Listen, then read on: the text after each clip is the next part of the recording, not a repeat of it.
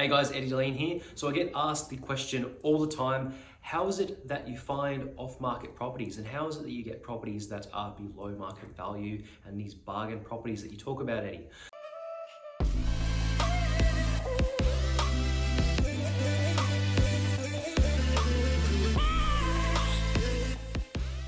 So I'm going to explain a little bit about it today, but this is basically how over the last decade I've grown my personal property portfolio to 30 plus properties. Yes, I'm only 29 years old, started with nothing, as you may have seen from different media sources, etc. But basically, if I were to take it back and explain a little bit about the journey and how I'm able to pick up properties off market, it's basically because when I was first starting out, a little bit about it, I bought properties in, as an example, the central coast of New South Wales. I bought properties in Brisbane, around the Brisbane metro location, in Sydney, Western Sydney, Gold Coast, Adelaide, even Cairns. I bought properties around many different areas, and as I was really growing my property portfolio quite aggressively from property 3 to property 10, and back then I was only 25 years old and since bought another 20 properties to that, over the years, I started to develop a lot of relationships with different people. So such as, as an example, when I started to buy properties in Brisbane and the Gold Coast and Queensland market, that was probably about 2014, 2015 by memory. I first, for one thing, I got to know certain areas, certain pockets of that market that I was really looking in, that I saw opportunity, that I saw opportunity for potential growth, that I saw had really good rental returns.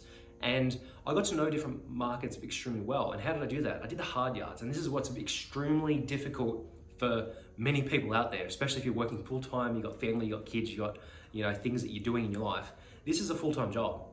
And it took me over a decade to do this, basically. But over the years, I built up the connection. So when I was out there, exploring areas, driving around suburbs, going to hundreds of thousands of open homes, calling up tens of thousands of real estate agents, calling up listings online, on Domain, on realestate.com, on real estate agents' personal websites, etc.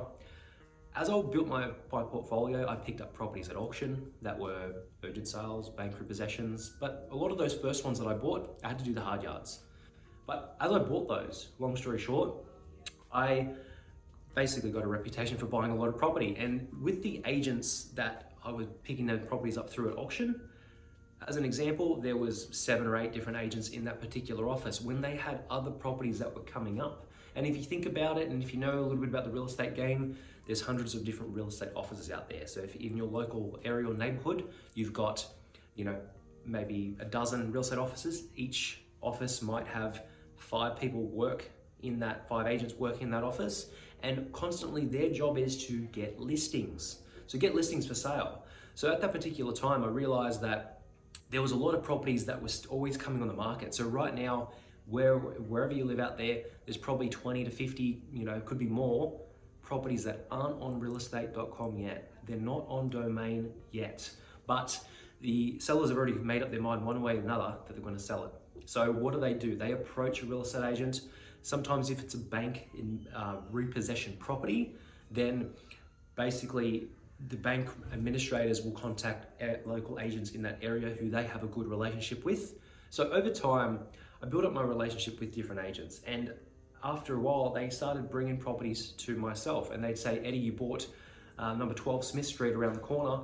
This one's coming up, and unfortunately, it's a distressed sale because the owner's committed elsewhere financially. They need to sell this property within the next 30 to 40 days, and this is the price they're actually looking for. So what I would do is I'd take that price, I'd look at the comparable sales around it, I'd look at what properties were online for sale, and I'd do the property analysis on it.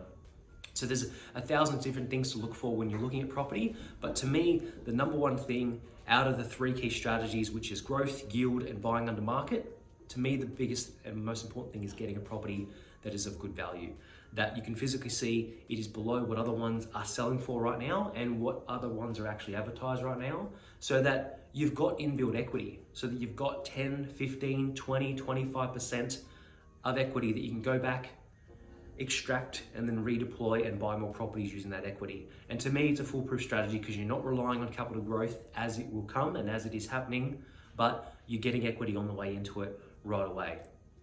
So as from that time on, basically, I had all these agents that were bringing me properties. I was building my portfolio very aggressively.